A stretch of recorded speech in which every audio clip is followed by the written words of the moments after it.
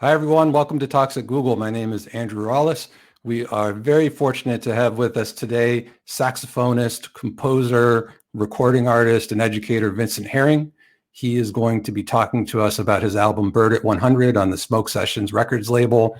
It was done in honor of Charlie Parker. We just had his 100th birthday at the end of last month on August 29th. So he's going to talk to us a bit about the album, and he's also going to talk about Charlie Parker, why he was such a special person, why he has such lasting influence and inspires so many people. And as a special surprise, we also have Sheila Jordan with us. Sheila is a singer-songwriter. She is a National Endowment for the Arts Jazz Master, which is pretty much the highest honor you can have as a jazz musician in the United States. She knew Bird and developed a friendship with him. So we're going to hear from her a little bit later too.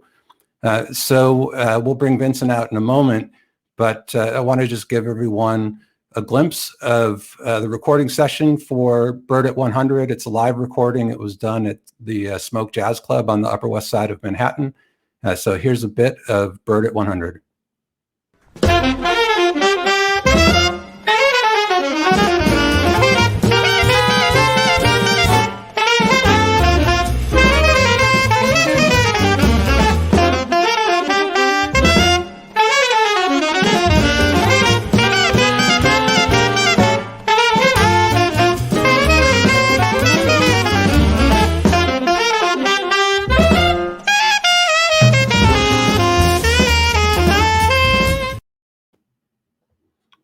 Wow.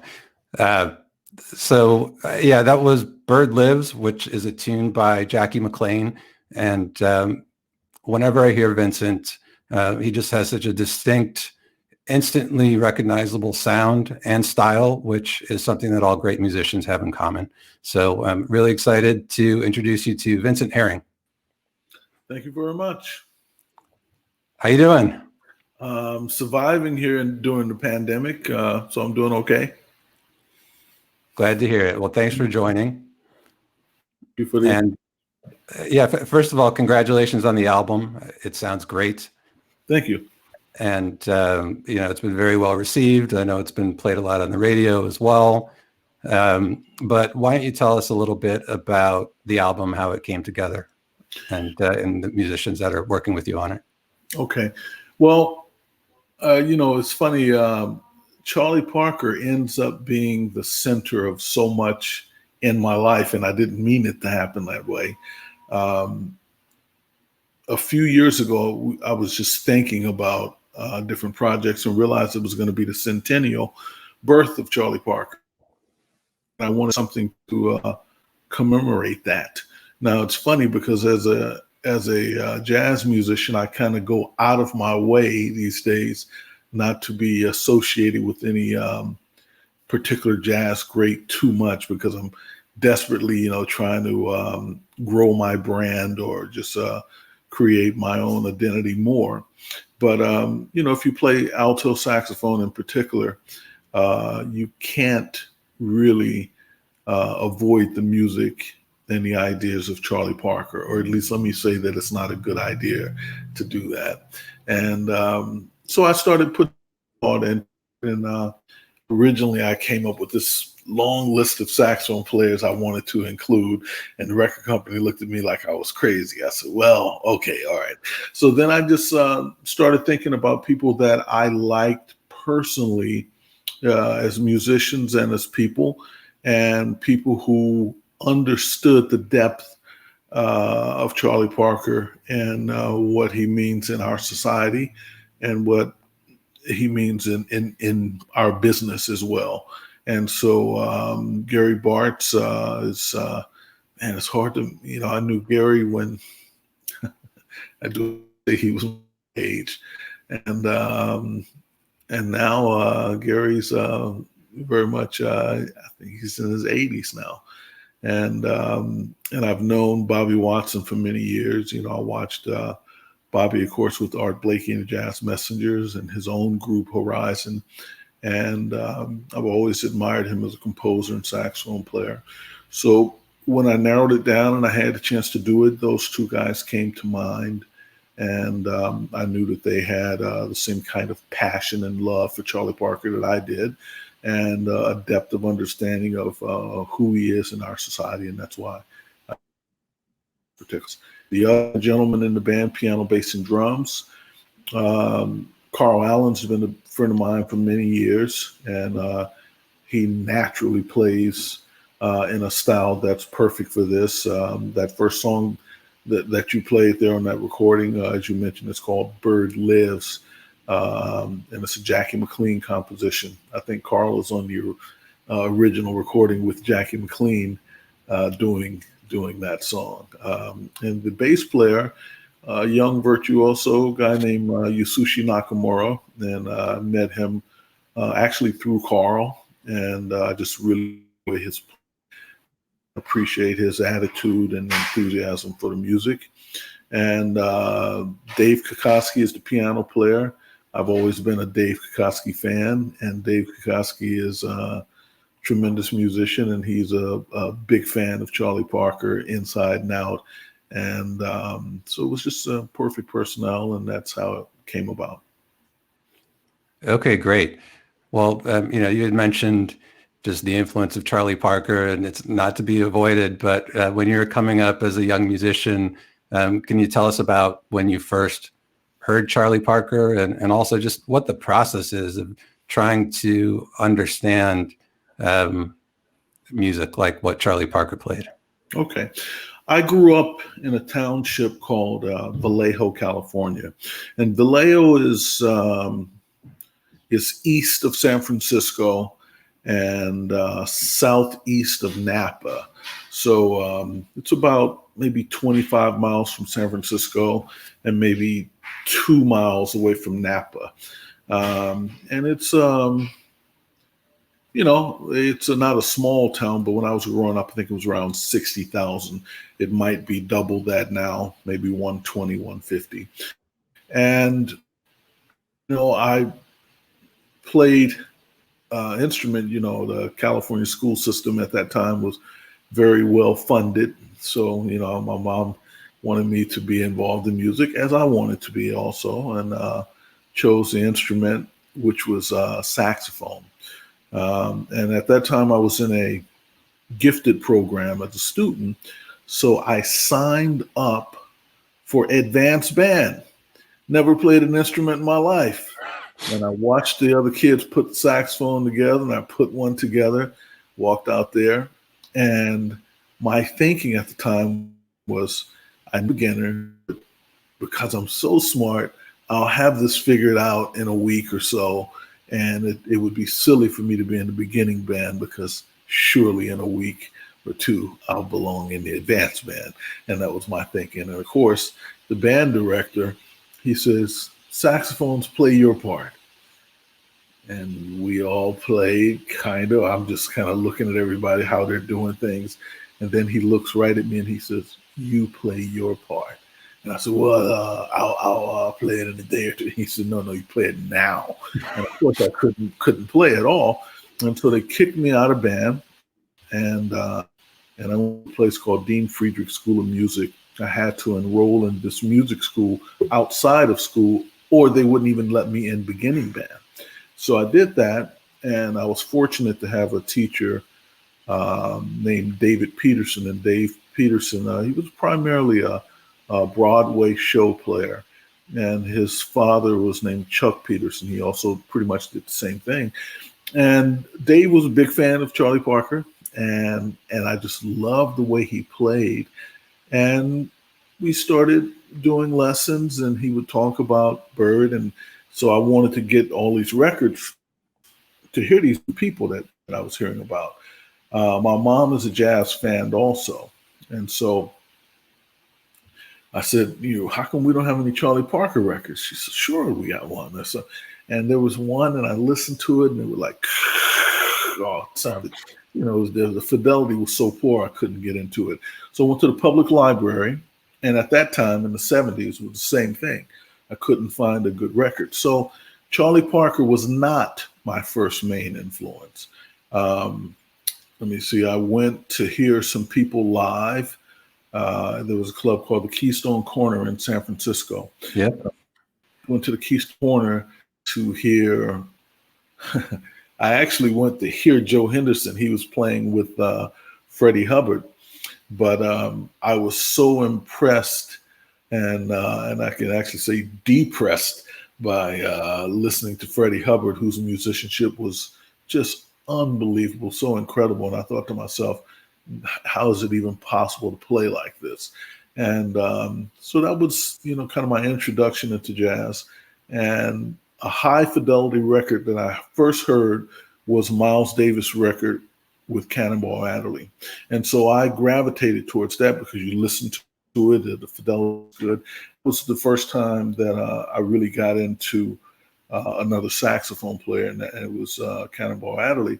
And my saxophone teacher was telling me, "Oh, you gotta hear Bird." And fortunately, Verve put out a series of records that were high fidelity, and then I could hear it, and I heard it another kind of way. And then I realized, not really understanding, but I realized the power of Charlie Parker from the way all the musicians around me were talking. So said, even if I don't feel it or really understand it, I better check it out. And so that became my quest to learn more about Charlie Parker. And funny story here. So when I first came to New York, I went to a jazz club called Barry Harris's Jazz Cultural Theater. And at that time, it was on 8th Avenue in the 20s, maybe 28th Street, somewhere around there. And as I'm walking up to the club, I'm carrying my saxophone, and there's 3 older gentlemen out there. And one of them says, "Hey, is that an alto saxophone?" I said, "Yes, it is." And he says, "You don't know nothing about Parker." I said, I know 25 Charlie Parker solos. And they just fell out laughing. And it was Lou Donaldson, Wow.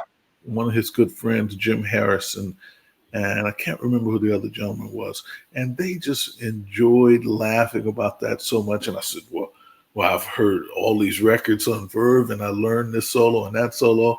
And they just couldn't help but to laugh. And the thing that's funny is, from that experience, I didn't understand it at the time, but I know very much how they felt, because for people that didn't have a chance to hear of the musicians, I mean, I told you that first experience of hearing Freddie Hubbard. So now, as I'm teaching and young musicians will talk about someone they like a Freddie Hubbard, I think to myself, they have no idea. There's nothing, and there's some great Freddie Hubbard records, but there is nothing that remotely captures his presence on the bandstand on his best days. So when I look at that experience, or the power and the beauty of McCoy Tyner when he really just playing so incredible, and there's few things on record that even come close to capturing that. I start to understand what some of the other musicians were talking about with Charlie Parker. I studied with a guy named Phil Woods for many years, and Phil Woods used to talk about Bird sometimes, and he would tell these stories. And at the time, I was like, it's like you hear these stories that are like about Paul Bunyan or something, these, and but I start now, years later, it makes sense to me, and I start understanding. When I would tell some young musician about, playing with Freddie Hubbard or hearing him at his peak, what that was like, and I know that they can't grasp that, and I know it sounds like an exaggeration, and it's something that they will never get, and until they get older, and then they think about someone else, but not about that person that they miss. So there's a connection, like Sheila Jordan, just being there at such an early age, she had a chance to hear some amazing music. She has another kind of connection to the music and to the people who perform the music and of course she does that herself, it's a different thing. So listening to music today, I can tell you that it's radically different from hearing music in the 80s. You know, like when I used to hear Michael Brecker play with just a little band and stuff, I was like, wow, this guy's like unbelievable. I mean, I was like, he's like incredible. And I was like, no, is he really that good? Yeah, he's really that good, man. And you know, it was just shocking some things that I heard. And it gives you another kind of energy, and it helps to build your character and spirit as a musician. And it gives you the, you know what the next plateau sounds like, and you strive to get there. And if you're lucky enough to get there, you know, it's a special self-fulfillment that comes about. But it's, you know, like I say, I'm not that old, but as the years go by and I have different experiences, I'm very much aware of the history of the music, and more when I think about someone like Charlie Parker. Here it is 100 years after the day of his birth, and he died in 1955, and we're still, as a world, not just the United States and not just jazz musicians, but he's a celebrated artist all over the world, and there's a reason why, you know. And even if everyone does not get it, you know, there's certain iconic people throughout history that are celebrated, and there's a reason why. And Charlie Parker is one of those figures. Because I play music, I have a little bit of a better understanding as to why we celebrate him like that. But you know, it's a privilege to be able to pay homage to him, and I'm glad I had the chance to do so. Well, you know, you've mentioned some of the people that you've had the privilege to hear and also play with. I'm just curious. I know you played with Cedar Walton for a long time. I think it was over 20 years. Yeah. I remember reading some stuff about just being active at a time where there were so many greats around, you know, and he had mentioned people like Thelonious Monk and Dizzy Gillespie, Errol Gardner, just being around, you know, passing on wisdom. And I think he said that there was one thing that Monk said to him, and he used to talk through his teeth, but he told him, play your own shit, which he kind of always remembered. And I think is interesting, just considering, you know, Cedar's style and how much he wrote, how much he composed. But with all the people that you've been around, are there any little snippets of wisdom that stick out in your mind as you look back? Wow.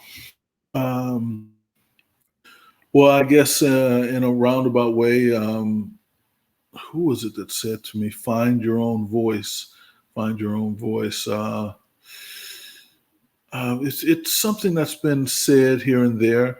The value system of the music has changed, and not for everyone, but I'll tell you what I mean by that. You know, it's like I teach now in a couple universities, and I can tell you that jazz as a music to study, now we have the same problems that classical music has had for years. And what I mean by that is all these conservatories and universities, they would graduate all of these men and women playing, you know, classical music, and some playing very, very well. The problem is the pool of work for the pool of musicians does not match up. And there was an article in the New York Times in the 1980s, and it was like the top 100 students from Juilliard in 1980. Where are they now? And this was like maybe 2000, following up on these students. I don't know if it was 100, but it was maybe 25 or something. And one performer in this article, I believe his name is Marty Pariah. Marty ended up being a concert piano player, and if he's still alive, he's probably still doing that and doing it well. But the rest of them, housewife, car dealership owner, back to school to become a lawyer. Maybe one or two of them were playing in symphonies, and not necessarily in big cities either. And so the expectation and the potential was one thing, but the realization and their place in the music world was very different than those expectations. And so when I was coming up, let's say, this is my hypothesis, this is not actual numbers. Let's say if there were 100 musicians, there would be like one like really special musician. That guy or that girl is going to be good. Wasn't many women playing, so it would be that guy.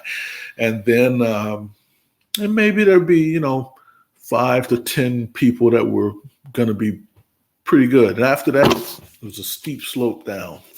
It really. And now I have students that are so ridiculously good when they come into school. I'm like just amazed. And a few years ago, during the Monk competition, which is now the Herbie Hancock competition, I was one of the saxophone judges, and we had 400 and something applicants, and we had to whittle that 400 tapes down to 15. I believe we got it down to 20. But what I realized is you took the first 20 and you threw them out, took the next 20, would make no difference at all. The musicianship is really grown, and part of that is having all the conservatories, having jazz embraced and taught in the schools. So now you have a different kind of problem and a different kind of I'm gonna have to say different kind of jazz, because you figure all of the iconic musicians that we think of, and Charlie Parker falls into that category. Things were great about Charlie Parker. Okay, like I will say this, and it's really not an arrogant statement. It's really a statement from the heart and just observation. Charlie Parker's technical facility at the time when Charlie Parker was coming up, it was top 1%, and it was incredible and fantastic, way above almost everybody else, no question. And now I would say that instead of 1% or 0.5%, I would say 15 to close to 20% have technique on that level. It's a different thing, like I was remember when I first ended up going to college, the pros and cons about my playing, and I compare that to some of my outstanding students now. My goodness, they are so talented and so skilled, but at the same time, the music, the way the music ends up developing is different. And you take Charlie Parker, who's not conservatory trained. He's not, didn't have all of these different advantages, but yet he becomes this iconic musician. Is that your daughter in the background, that picture there? Sure is, yeah. I have 2 kids too, both of them went to Ivy League colleges and, doing their thing. So I'm really into child rearing and trying to understand how people grow and how people develop and how people learn. So, you take a pool of people, you're always going to have a certain percentage of just ridiculously smart, no matter what you did. Like my son, he got a C+ in an advanced mathematics class once. I was like, James, what are you doing? He's like, Dad, I'm sitting in class with geniuses. He said, I'm like totally proud of that C plus, you know. And it's like, man, today in the music scene, you have the same kind of thing. But when these guys were growing up, the music was very organic.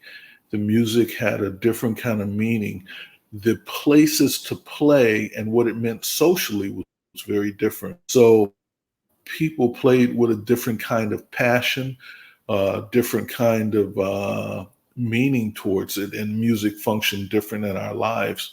So now it's like the music is very disconnected from common folk, and it doesn't have the same kind of reach that it had. You know, even when I was growing up, it was wider. So it's developing different, and I'm fearful that some of the incredible musical talents that I had a chance to hear and feel, you know, that those seem to be gone. I don't know if anyone will ever come about like that again. Of course, you know, that throughout history, you know, we've wanted to shut down the cotton gin and everything else, but innovation continues to come. But some of the innovative things that are happening in the music now, I don't necessarily even like. You know, it's like Charlie Parker, for instance, everything he played was in 4/4, at least everything ever recorded. He never played anything in 3 or anything in 5 or any other meters that I know of, and there's no recording of anything outside that. So people of my generation in general developed this kind of time feel for the music where, you know, it was centered in 4/4. Well, innovation that's happening in the music now is in meter. You know, it's like all of a sudden you have the complexities in the meter that you didn't have back then. But that's Right. one of the things that's progressed. Necessarily like it, but I do understand, and I do acknowledge its innovative stance. You know, there's a saxophone player, Steve Coleman, very good player. Yep. I've known Steve for many years, and I believe he won a Guggenheim grant a few years ago. And some of my friends, you know, they were arguing, "Oh, why the hell he get that?" And I was like, you know, you might not like it, but I personally think he deserved it. You know, and Yeah. it's like I say, so the music is developing different. And when Bird came along, the one thing I will say about Charlie Parker is he changed the vocabulary of the music. And he changed it in a way that if you go to the swing era, you know, guys are really like arpeggiating chords, and they, you know, play the melody and a little bit of improvisation around the melody and inflections and feeling, you know, how they felt. But there's no real linear and horizontal and vertical improvisation through the chords. And, you know, Charlie Parker comes along and as that vertical and reharmonization of these chords, and it takes on a different character. And once you hear it all together, it makes sense, and it's really logical. Some of the attempted innovations now, I just can't feel and hear the logic. I understand it mathematically, why it's this, why it's that, but it just doesn't touch or move me the same kind of way. Yeah, makes a lot of sense.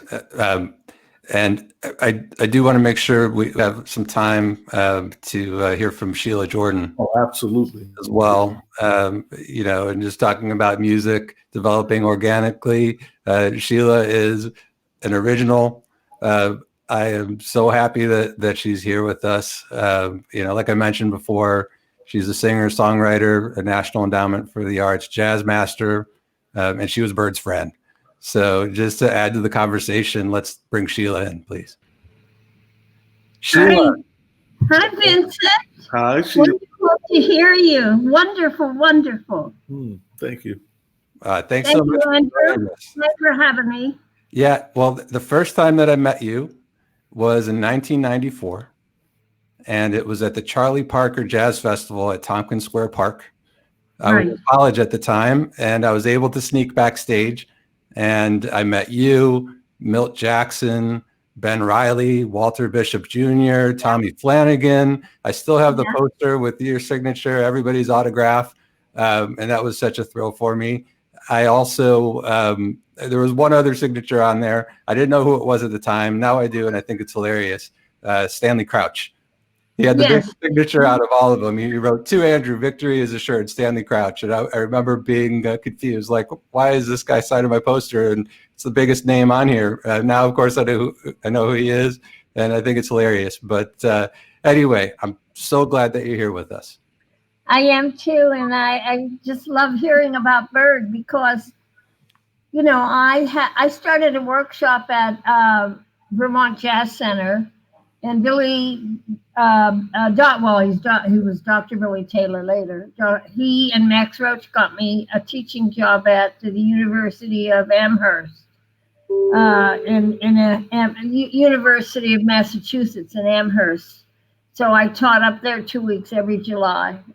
And so I've been teaching the music in the school, and my primary subject always is Charlie Parker.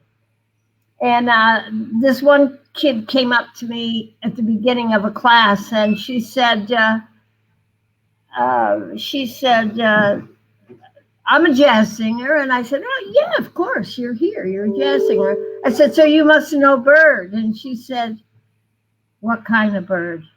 I said, well, if you're going to sing jazz, you better figure out. By the time you leave this class, you'll know who Bird was.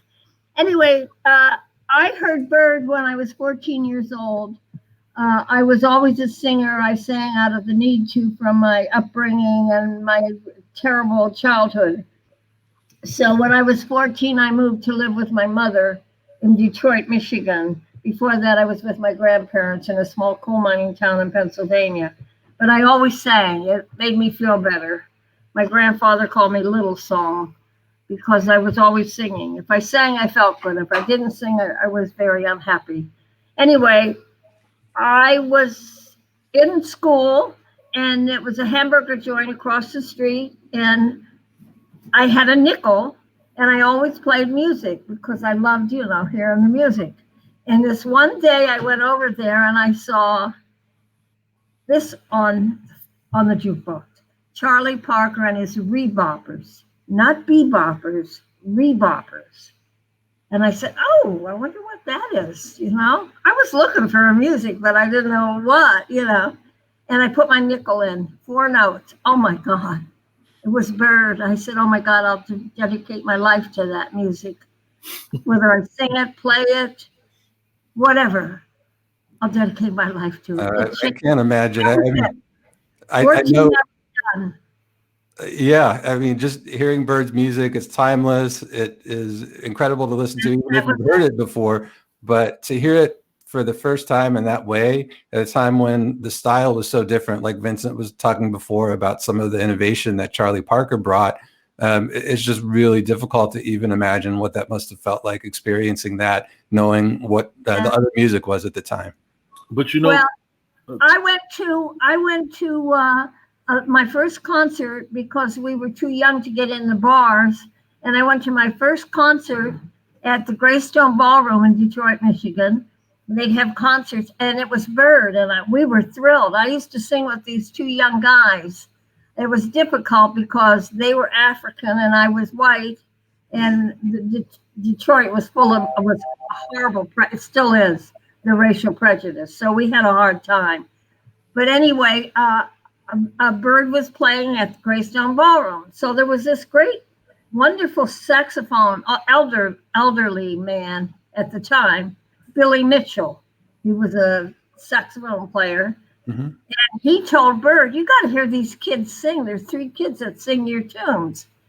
And Bert said, really? Yeah, I guess. So Bert got up after his break and he announced after one tune, he said, I got 3 young kids in here that sing my compositions. I wonder if they'd come up and sing it. And we're looking around like, I wonder who that could be. Well, it was us. We got up and I think we sang Confirmation, either Confirmation or Barbados, because we were always writing lyrics to all these tunes. And afterwards, Bert came over to us and thanked us. And he looked at me and he said, kids, you got $1 million ears. I had no clue what that meant. About a few years later, I think I was 18 then, I moved to New York to be close to Bert's music. Plus, my boyfriend at the time, Frank Foster, was going into the Army. So I said, well, I'm going to go on to New York and be close to Bert's music. And I went to the old Birdland on 52nd Street. Good thing about being 91, my age, I heard all those cats live. Monk, Bud Powell was a killer. Bird, all of them. Diz, Miles, everybody. So this friend of mine said, I'm going up to hear Bird. Want to go with me? And I said, yeah. So I went with her and Bird played. And then at the break, she went back to speak to Bird to say hello. She said, you want to come backstage? And I said, yeah. So we went backstage and Bird hugged her and kissed her. And then he looked over, he saw me. He said, I know you. You're the kid with the $1 million ears. Now, this is years later. So anyway, somehow I gave him my phone number and he was like a big brother. No romance, nothing like that. Just like a big brother. And we became very close friends. I even had a little cot in my loft that was called Bird's Bed. Because if he felt like resting and he couldn't go home for whatever reason, he would say, can I come up and take a rest? And I'd say, yes. You know, of course, you have a cot called Bird's Bed. I had a parakeet that I taught to say, hello, Bird. And Bird came up one time, Charlie Parker came up one time. And he said, I'd like to take a rest. Is it cool, Sheila? I said, yeah, but I got to get Tori in his cage. Otherwise, he'll bother you. Oh, it's okay. I don't care. I said, but you will. He said, no. So I said, okay. So Bird came in, laid down on his bed. And of course, the bird was out of the cage. And the minute anybody is laying down, he's on them. So he jumped on Bird's leg and he said, hello, Bird. Because that's the only thing. He would say that constantly if you let him, especially if you let him out of the cage. And Bird jumped up. He said, what are you, a damn ventriloquist? I said, no, that's Bird. That's Tori. He said, yeah. Went down, put his head back down again. This time the bird got up by his mouth and said, hello, Bird. And the bird jumped up and said, God damn, that bird does talk. Funny stories with him. He was a wonderful, brilliant human being. I mean, brilliant. One time he came up with 2 recordings, 2 LPs, Bela Bartok and Stravinsky. He said, I want you to hear these. I mean, that was towards the end of his life. He was so kind to me. He was unbelievable. I can't say enough about him. And when we grew up in Detroit, it was me, Barry Harris, Tommy Flanagan, and Kenny Burrell. Those were, plus me and Skeeter Spite and Leroy Mitchell, the 2 guys I sang with. So we had a little club run by a Canadian couple. And it was for kids because they didn't sell alcohol. And then we always hung out down there. And a lot of musicians who were old enough to go on bars would come by and hear the kids, hear us. And it was wonderful. I had a great childhood in that sense. Yeah, I mean, it's great to hear about what kind of a person he really was. I know a lot of people focus on facts that they might read or they'll see a movie, and they tend to focus on alcohol and drug addiction, which I know was definitely there, but you knew him, the kind of person that he was, and it's great to hear about that directly from somebody that was fortunate to spend time with. And I would just let me interject this. A lot of people said that, Bird turned them on. It was Bird. He made them. You know what? That's so untrue. When I was married to Duke, he was unfortunately had this cunning, baffling, powerful disease of drug addiction. And Bird came up to visit, which he always did if he was in the neighborhood, and Duke was there, and Duke was like nodding out. He had just gotten high. Bird looked over at him, and you know what he said? I'll never forget it. He said, "Man, didn't you learn anything from me? You learned nothing. You're going to kill yourself. Do you want to go out the way I'm going out?" And that was it. I'll never forget that. I have so many Bird stories. What a man, what a man. And it's so wonderful that you and Vincent are keeping Bird's music alive, because so many of these young people today, they have no clue who Bird is, right? Absolutely. Let me just add one thing, that hearing the passion and love that Sheila was talking about Charlie Parker, anytime you meet people that knew Charlie Parker, you hear almost a universal praise, the same thing about his kindness. Like I mentioned to you before, I studied with Phil Woods, and when Phil would talk about Bird, you know, it wouldn't be about drugs or anything like this. It would be an amazing musicianship, but also his kindness and you know, his encouragement to Phil Woods. You know, Phil said he was just shocked at these things, you know, because, you know, you build up such an image of this person in your mind, and when you actually meet them and around them, it's completely different. But you know, for me, my only a way to get an idea of what Bird was like was through someone like Sheila, but you hear the same story. Cedar Walton, he actually played with Charlie Parker one time. Cedar went to school in Colorado, and he said, you know, Bird was playing a big concert in the town, and Cedar was just playing at a little club. He didn't have money to go hear him or whatever. And he said, to his big surprise, who shows up to his little after hours gig was Charlie Parker. And Cede said he was like terrified, but said Bird was the nicest guy in the world. And said, would you mind if I played a song with you guys? And Cede was like, oh, well, of course, Joe, you know, anything you like. And he said, for reason he played was in the key of C, but he played great, and he had kind things to say to all the guys, and that went a long ways to all of them, as you can imagine.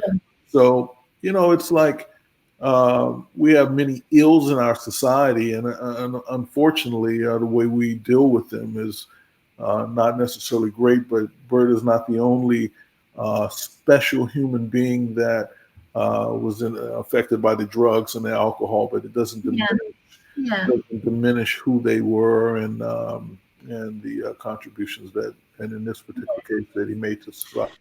And right. So. Well, this has been so great. I want to make sure we have a little bit of time for questions from the audience. Okay.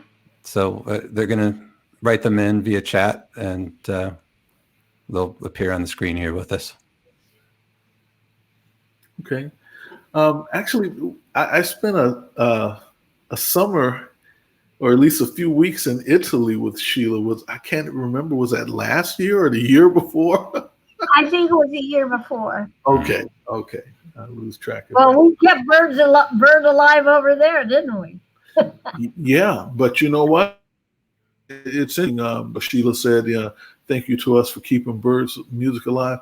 The beauty and the power of Bird's music keeps it alive, because there are people all over the world celebrating Charlie Parker, and that's going to continue to happen. You know, say I'm a little disappointed that today some of the students really don't know who he is. I mean, they do. You know, they're like, oh yeah, Charlie Parker, but they don't feel and understand the impact, because they've heard layers and layers and layers of influence on top of the foundation that Parker is, that they don't get it.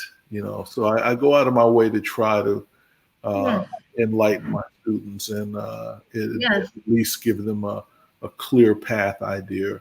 That's our job. That's our job. Yeah. That's my job. My job is to keep birds' music alive. That's why he's the reason I sing. I never would have been singing this music had I not heard Bird at 14 years old. And our job is to keep birds' music alive. We must. It's important. And Mittens After Hours Playhouse, oh my God, that was incredible. You go to the clubs, they used to be open till 4 o'clock in New York City. And of course, I was only 18, but that's all you had to be, 18 years old, to, if they served alcohol. Then you get on the A train and go up to Harlem and go to the After Hours Club where everybody came after they got out of their gigs, and you'd leave at like 9 o'clock in the morning. You'd go out and there would be daylight. Hey man, that was church. It was wonderful. I had a wonderful childhood thanks to Charlie Parker. It was a different New York. Yeah, it is. Yeah, I'm afraid so, but we're going to keep him alive. Yes. Keep this music alive, right? Be it bird and Everything that otherwise. we can. Yep. Yeah.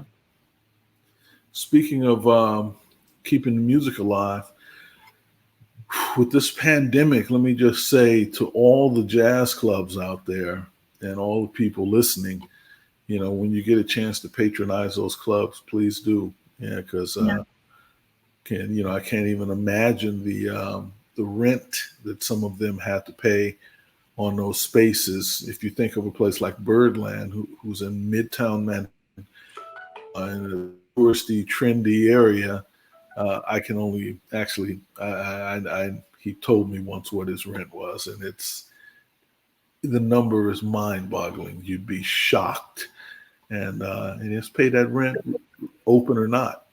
So I hope all of these clubs survive. I know not all of them will, but yeah. Well, everything. I had a big tour of England and Spain and Italy and Germany, and it had to be canceled. So, but I'm just praying. I'm still teaching, and so things are getting better. But didn't you say, Andrew, some people had questions or something? They do, yeah. We can go to those. I'll start with one. Here we go. From Sean Harvey. So fun fact about Sean, he is friends with Eric Alexander. I think they were roommates at Indiana University and spent some time together in Chicago. But so let's go to Sean's question. Classical music has a lot of great young musicians, but there's also a certain homogenization of the style and sound. Is jazz now experiencing something similar given the success of conservatories? And I know, Vincent, you covered this a little bit before. Yeah, I'll touch on that a little bit more. And it is interesting because what's happening is like with the founding of, say, like Lincoln Center Jazz, and you have satellite projects like that around the country and outside of the country as well. What they tend to do is promote jazz greats, which is you have to. That's the history of the music. But they'll have music of Wayne Shorter. If you're lucky, they'll have music of Charlie Parker, the music of this person, this person, this person. And it becomes like clockwork. It's like gospel music. You're going to have Cracker Sweet here in this period. You're going to have this. New composers have a hard time being heard and embraced because of that. But in jazz, you still have people trying to find their voice. So yes, it has affected the music greatly, but it hasn't encompassed it like it is in classical music. Like I can't imagine, man, being a classical composer trying to get your works played and embraced and listened to and appreciated. That's pretty rough. Jazz also, but I think at the moment it's not quite as bad as it is in classical music. Yeah. Okay, let's go to the next question, please. Okay, this one's from Jonathan Westerling.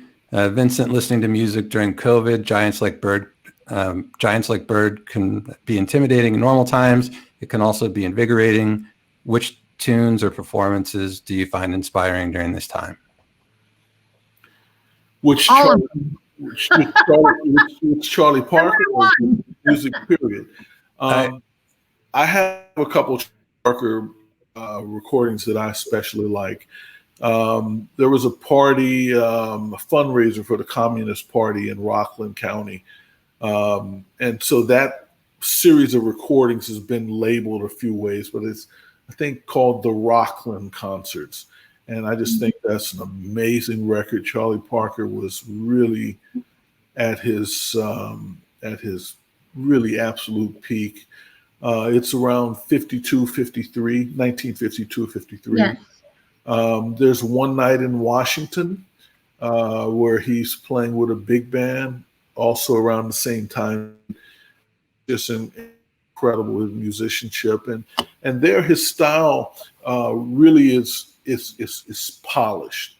You know, like if you look at some of the great innovators, like if you look at John Coltrane, who was an incredible fan of Charlie Parker, but his music morphed through the years, and it changed. And so you look at Miles Davis, it changed also. But with Charlie Parker, it was like this. It didn't change much. It got polished. It was like it was already perfect. It just got polished. It was a different thing. And I wonder what would have happened if he lived longer. I don't think it would have been any.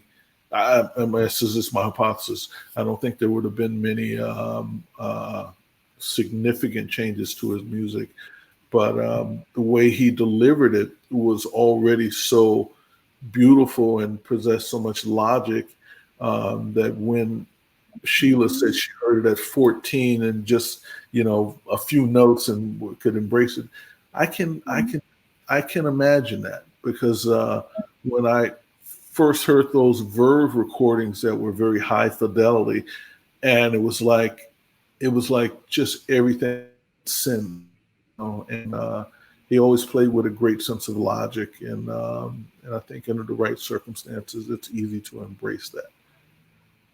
I know that I wrote a song. Well, I wrote a few songs, but one of the songs I wrote was called "The Bird," and it's on Embraceable You chord changes, because one of my favorite Bird recordings, well, they were all my favorite, but I had a special one. That was Quasimodo. I love that, and that's based on the chord changes of Embraceable You. So what I did was I wrote this tune, because of the Clint Eastwood movie. You know, I was upset at the end because of the movie, because he never talked or mentioned Duke Jordan, my ex-husband, and he never mentioned Tommy Potter, you know, and he didn't mention, there were a lot of people that I wish he would have mentioned. I mean, I'm not putting the cat down. I mean, it's just that I was like, oh, come on, like, dude. I remember one time I was at a sound check with the old Birdland with Duke when we were married, and a Bird was sound checking, and it was a Bird, Miles, Tommy, Roy, and Duke, and Miles turned around and said, "Man, why don't you get another piano player? Get John Lewis. This cat ain't making it." Meaning Duke Jordan. I'll never forget. Bird was very calm and cool. He said, "Miles, this is my band. When you get your band, you can get another piano player or John Lewis. That will be wonderful. But this is my band, and my piano player is Duke Jordan. Now, if you don't like him and you don't feel that you can play with him, then you can leave." But he did it with real calm. Miles just, and today, of course. But that was young, in the young days, Miles, you know, before he became so famous. Well, let's do one last question quickly. We're just about out of time. But okay, this one's from John Lee. Today is about Bird, but it's been a year since the great Harold Mayburn passed away. You're on his album, Mayburn Plays Mayburn. Do you have a story or memory about Harold that you can share? And, we were very fortunate to host Harold here at Google about 5 years ago. And I know that's when John first experienced him, but yeah, I would love to hear your thoughts on that. One of the great things about living in New York is like the experiences that Sheila talked about, being there, hearing all of these musicians and watching the music develop. So knowing a person like Harold Mayburn, there are lessons to be learned. Let me tell you, like, to say that Harold was the nicest guys in the world, he was.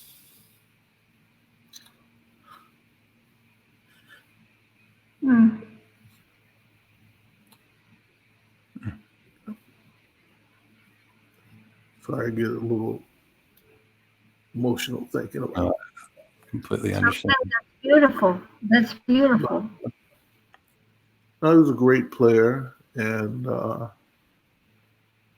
kind of a mentor to younger musicians, whether they want it or not. And, he both of the experiences he would often share with you. I learned some different things about, Cedar Walton, Nat Adderley, Horace Silver, people that I work with, but he had a different set of experiences with them, and he would share some of those stories with me.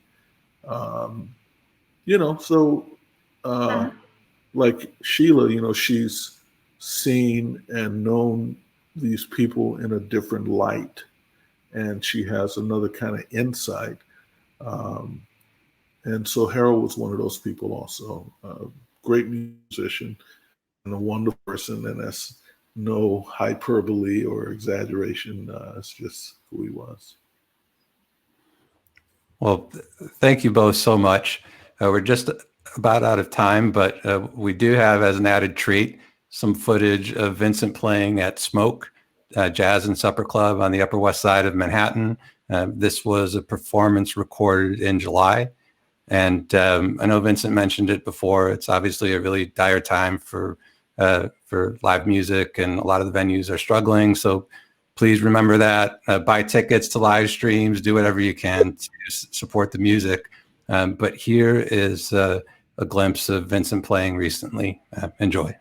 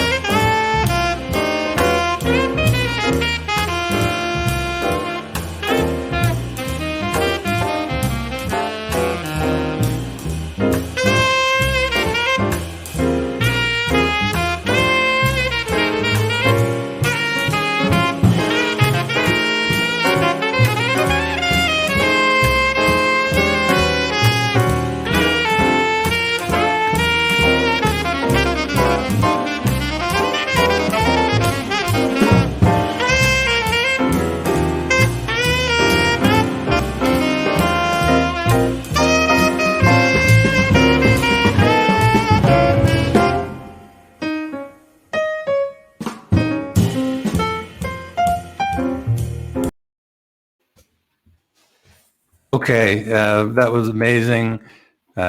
Thanks so much to our guest, Vincent Herring, Sheila Jordan. Thanks to all of you for watching. My name is Andrew Rollis, and have a great rest of your day. Thank you, Andrew. Thank you so much. Thank you for having us. And Sheila, great to see you. You look as wonderful. You too, Vincent. Thank you so much. I had a wonderful time with you. Thank you. Always.